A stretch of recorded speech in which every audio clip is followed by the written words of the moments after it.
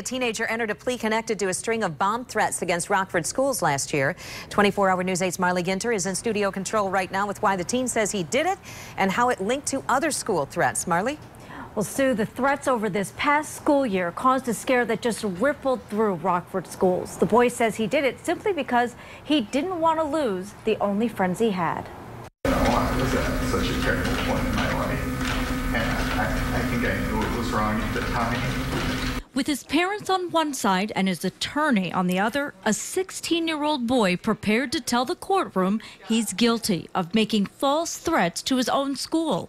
The boy says he didn't have any friends at Rockford High School and asked people he met online to see if any classmates played the same video game as him. He was trying to find a friend, so to speak, and he wasn't computer savvy enough to do what needed to be done. So that's how he hooked up with the one guy in Massachusetts. He ended up giving information about his school and others to people he met from Boston, Texas, and the United Kingdom, and says those people are the ones who actually called in the threats.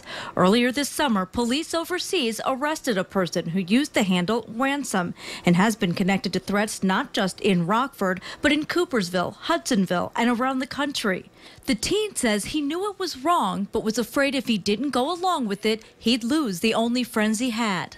I felt like, you know what I mean, I wouldn't have friends in both places, and that was kind of all I had. The teen isn't expected to serve any time behind bars. Instead, he'll likely be sentenced to probation, counseling, and restitution that could top $110,000. This young man is going to understand that what he did was very, very painful to a lot of people and disrupted the educational environment in the Rockford Public Schools.